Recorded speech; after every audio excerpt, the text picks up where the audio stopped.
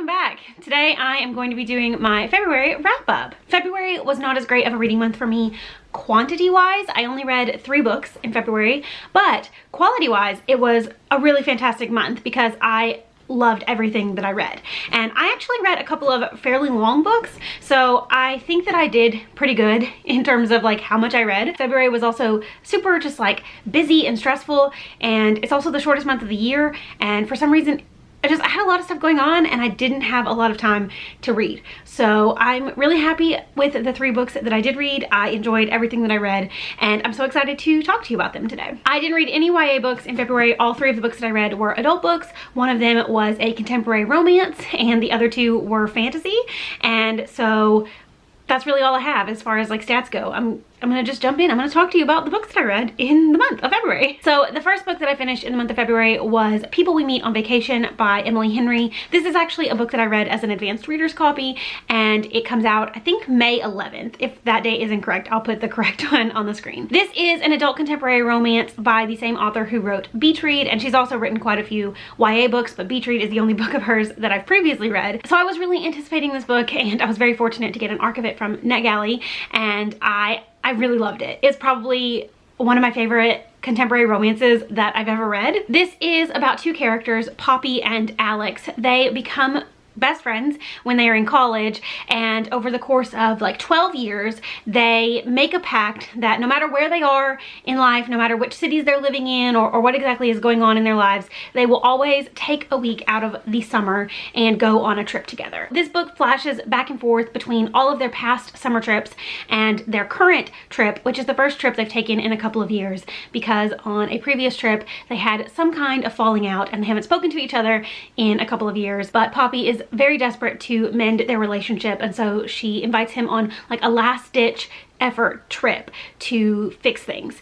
And so it's flashing back and forth between like their present day trip and then all the trips they've taken in the past. And this book was so good. I absolutely loved the friends to lovers aspect of this book. It is probably one of the like truest friends to lovers books that I've ever read. And I also just really loved both Poppy and Alex as like separate characters and then also as a potential couple. I feel like Emily Henry does a really good job of writing very realistic, like relatable characters and situations. I found everything about this book to be plausible. Like, it was all so realistic, and I really enjoyed just like this story of these 2 people who are best friends, kind of figuring out that maybe they are more than friends and dealing with those feelings while also trying to maintain their friendship. I did get a little bit frustrated a couple of times with the story because I felt like a lot of the whole like conflict could have been resolved if they had just had an actual conversation with each other. Like the communication, I just wish it had been like there, you know, from the beginning. Although obviously the book wouldn't exist if we didn't have that lack of communication, but that is one of my like biggest pet peeves in books, especially in romance, is that lack of communication, something that could very easily have been fixed if they had just had a conversation with each other. But I did really enjoy the journey. I loved seeing all these trips. It made me so nostalgic for traveling. Like I'm ready to go on trips again. And also I just really loved these 2 characters. Alex is like the purest, sweetest boy that you could possibly ever read about. And Poppy was a super dynamic, quirky, fun main character. And I really enjoyed their relationship. I really enjoyed just seeing these characters become more than they ever thought they would. Also, it did make me cry a little bit. I haven't cried at a book in a very long time, but I did get a little teary-eyed at the end, and I really enjoyed it. I can't recommend it enough. Obviously, it got a little bit of a wait before it comes out because it doesn't come out till May, but when it does come out, I would highly recommend picking up People We Meet on Vacation because it is just probably one of the best books I'm gonna read all year, to be honest. And it's definitely one of my new favorite contemporary romances. The next book I read, I finished in 3 days, and that was partially because we had a huge winter storm here in Arkansas and I was snowed in for an entire week. I couldn't go anywhere, couldn't do anything except for sit on my couch and read, and so that's what I did. I sat on my couch and I read A Court of Silver Flames by Sarah J Maas. This is the 4th book in the A Court of Thorns and Roses series. This is the first book in, I would say, like a continuation spin-off, but you definitely do have to read the original trilogy and also A Court of Frost and Starlight, which is like the 3.5 novella before you read this. So this takes place about a year, or a little over a year after the events of A Court of Wings and Ruin, and it primarily focuses on Cassian and Nesta, who are two side characters in the original trilogy. Nesta is Feyre's older sister, and this book really follows her journey, kind of coming to terms with what has happened. At the beginning of this book, she is still really dealing with a lot of the aftermath and PTSD from the original trilogy, and it's gotten to the point where she basically is just not taking care of herself. She's not doing the right things, and her friends and family kind of step in and say, hey, we really think you could benefit from a little bit of help. It also follows Cassian, who is one of the like main people in the inner circle, and him like coming to terms with his role in her life and in their new like world,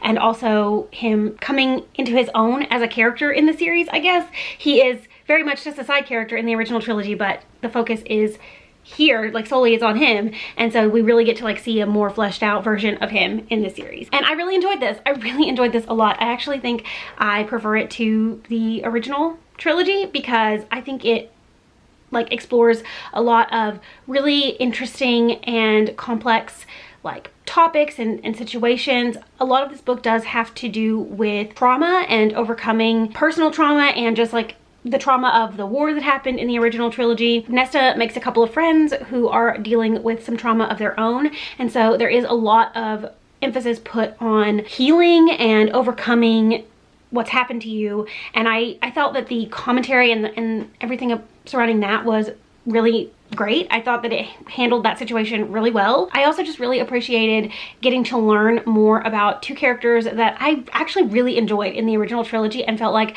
we didn't get to see enough of. We didn't really get to explore them as people enough in those first three books, and so like getting to know these characters as people in this one was a lot of fun. I really enjoyed it. I do think it's a little bit long. There are some repetitive scenes. There's just a lot of scenes of like them training together and also just a lot of like scenes of them just like having conversations, which is great. I really love more like character focused stories. I just felt like a lot of it did get a little bit repetitive, and so I kind of think that it could have been edited down a bit. This is not a super like action-packed story. The like main like crux of the action doesn't happen until the last, I would say like 25% of the book. For the most part, you're just really getting to know Cassian and Nesta. It's more of like a character exploration throughout the first 3/4 of the book, which was fine. I just feel like it did get a little bit like it was dragging out a little bit. It was a little bit too long, but I really enjoyed this book, and I was kind of under the impression that the continuation series or whatever, like the continuation books after A Court of Wings and Ruin, were all going to be about Cassian and Nesta, but I think this book is the only one that's going to be focused on them, and then like the next book is going to be focused on a different set of characters potentially. I don't know. This is like a very complete story of Cassian and Nesta. Like their story is resolved at the end of it, so I don't think the next book is going to focus on them, which is fine, but I just really came to love them as characters, and so I was kind of sad when I realized that was probably going to be the case. My only real complaint about the content of the story is that, one, I found Feyre and Rhys to be so insufferable basically throughout this entire book. Everything that I loved about them in A Court of Mist and Fury and A Court of Wings and Ruin basically was, I don't know, it just like was undone in this book because I just found them to be like annoying for the majority of the book. There's like this whole plot with them that I just couldn't help but like roll my eyes at multiple times. And also some characters that I really loved in the original trilogy don't get a lot of like screen time in here. Like we don't get to see a lot of Mor. We don't really get to see a lot of Amren. It's mostly just Cassian and Nesta, and then Feyre and Rhys, and not a lot of Azriel either. I mean, it's just really about these two characters plus some new characters that get introduced, and then we get to see like little glimpses of the inner circle. I wish that we got to see more of the characters that I just loved in the first book, but I'm assuming, or in the original trilogy, but I'm assuming that as this series continues to grow, we'll probably get more focused on them. Who knows? I really don't know. But I did really like this. I think that if you were a fan of the original trilogy, this is a really great book to continue on with. I don't really think I have to convince anybody to pick it up because people who love Sarah J Maas like love Sarah J Maas and they are going to read this book regardless. But if you felt just like only okay about the original trilogy and you weren't really super excited about this one, I would say you know, give it a go and see if it might be your thing, because I think it's better than the original trilogy, to be honest. And finally, the last book that I finished in February, another fantasy, another pretty like lengthy fantasy actually, is The Poppy War by R.F. Kuang. This is the first book in the Poppy War trilogy. I think it's just called the Poppy War trilogy. And it follows a girl named Rin who grew up in a very poor southern province of this country that's like a fictionalized version of China. And at the beginning of the book, she is desperate to change her circumstances. And so she studies very, very hard to take this test to get into the like top military academy in this country. And she manages to basically ace the test and she gets in, and this book it's split into 3 different parts. The first part is her at this military academy training and learning all about, you know, military stuff, war. And then the second and third parts are about an actual war that happens. This is a very well-loved book on BookTube. It is a book that has so many fans, and I was a little bit nervous going in. I was a little bit intimidated by the fact that it is pretty hyped, but I enjoyed it a lot. I had a really good time reading it, and I'm glad that I read it because it's been sitting on my shelf unread since I think like it came out in 2018. So I'm glad that I finally got around to it. I really enjoyed Rin as a main character. She had a lot of agency in the story and I really appreciated that. She is a very strong, super independent character that is learning a lot as the reader is learning a lot. So we're kind of learning more about this world and this whole situation as she's learning, but she's just like so smart and so focused on being the best.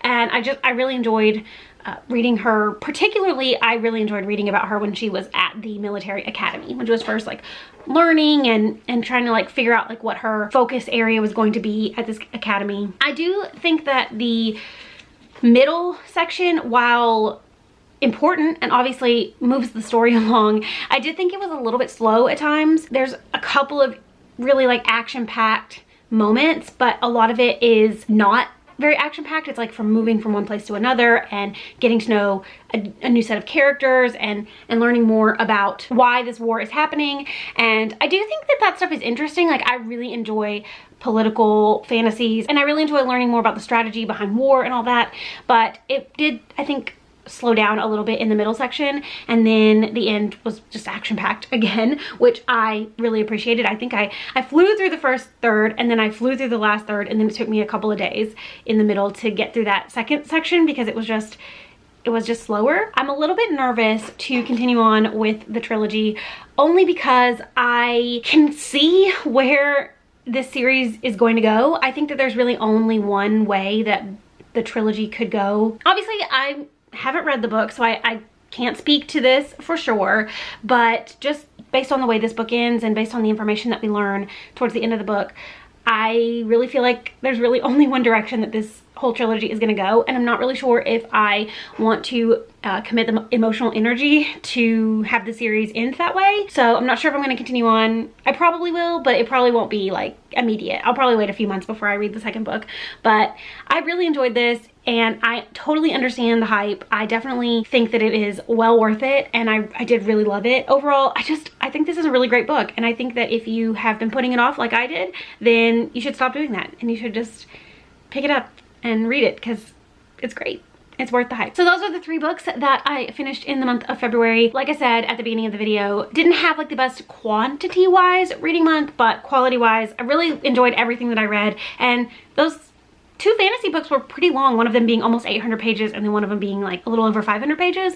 So if you break it down like by like average page count, I probably read like 6 books total. But I can't complain too much, and I hope that I can continue like getting back into the groove of reading. Like I said earlier, February was just like a busier month and a little bit more stressful month than I was anticipating, and so I am excited to get back into reading and get back into a regular routine again in March. Also, March is my favorite month of the year because it's my birthday month, and I have some really exciting stuff planned for my channel in March, so I'm excited to get a new month started now. Let me know down in the comments if you've read any of the books that I mentioned in this video and what you thought about them. Do you have similar or different opinions to me? I'd really love to know. Also, what books did you read in February, or what was your favorite book that you read in February? I'd really love to know that as well. Thank you so much for watching. I hope you enjoyed this video, and I will see you again very soon. Bye.